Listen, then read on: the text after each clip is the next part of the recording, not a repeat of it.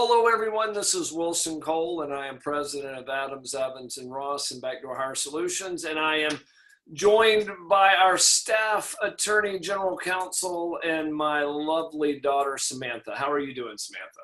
Doing great. How are you doing? Doing fine.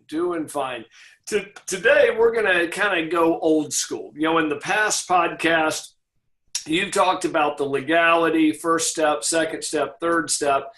And although I agree with the dramatics of the importance on the legal side, I still think that step 2 or 3, the number one step is from a credit standpoint, especially if you're doing contract or if you're doing staffing. If you're doing recruiting, it's going to be very difficult to ask for, 3 trades in a bank, and we have a credit screen that will give you a simplistic view of if they're good or bad. But if somebody is wanting to do $50,000 to $100,000 in staffing, if you went to your bank and you asked the bank for a $50,000 to $100,000 line of credit, they would run credit checks, they would file UCC1s, they would do all of that stuff, which makes them a secured creditor. But I want to go old school and talk about the importance of credit applications. Now, credit applications also have a legal importance from the aspect of they're going to be more likely to sign on it at the first part of the relationship.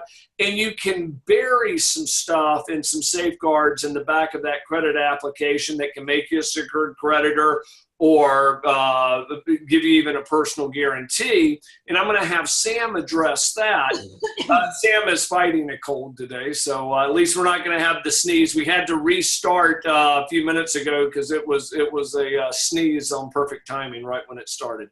But with a credit application, from a risk management standpoint, you cannot set credit lines without intelligently set credit lines without a credit application, because you need to know the 3 main trades that they have and also how much money they have in their bank. Because if somebody's only carrying $5,000 in their bank and you're giving them a $100,000 credit line, mathematically they will never be able to pay you off. And so we do a complete webinar on how to set and maintain credit lines, and that's probably a conversation for another time. But you still want the 3 trades for a couple of reasons. A is it helps set the credit limit now, but also I realize if they give you 3 companies that they're paying well, unless they're absolute morons, they're going to be the 3 that they pay the most well. But that may not be true in 6 months or a year. And what a lot of clients will do is they'll get a credit application, they'll approve their credit, set the credit line, and then 6 months down the road or 6 years down the road, they never touch it again. What I suggest is, especially if it's a small to medium-sized company, have your credit department every 6 months or a year recheck, make sure that credit's still holding up pretty good, because with small companies, they can be insanely profitable. But if the principal, if it was a man and a wife that owned the business and they got a divorce, they now may be in a cash crunch. If one of them passed away and the other one got a new honey, it could be a situation where that new honey's coming in using it as a personal banking account. Or my all-time favorite, in some cases when the children take over the companies, they do a much better job. In other cases, they look at it as their personal piggy bank and just absolutely run the company into the ground. But if you have that credit application, you can redust it off. You can use it initially. You can redust it off. But also, people are most likely to sign your agreements in the beginning. I don't know of anyone that's going to sign a personal guarantee after a deal goes bad. So, Samantha, with a collection or with a 3 trades in a bank credit application, what are some of the safeguards that you'd recommend hiding in there? And I say hiding in there, putting in there to where they're going to putting in there, though, it does open up for the possibility that things can later, if it gets litigated, a personal guarantee that's not a separate form that's built into a credit application isn't as sound as a separate form, but that can get me on a soapbox and you'll, get the giant hook out to pull me off. So I won't go into that, but we can have a personal guarantee.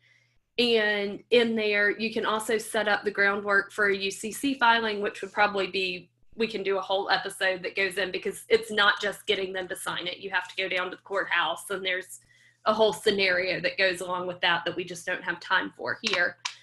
But we can then also, and this is going to sound silly, if you're getting 3 trades, it limits fraud. Okay.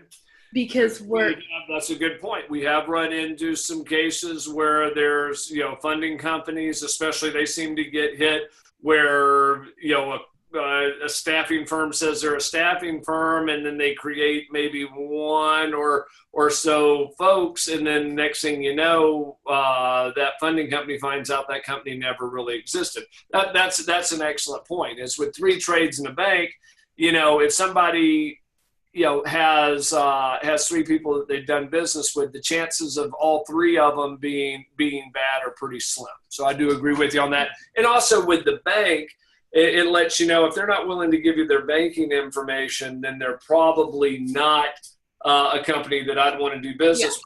Because what I always have told my clients, Samantha, is if somebody picked up the phone and called you and said, "Hey, Sam, I'm a great guy.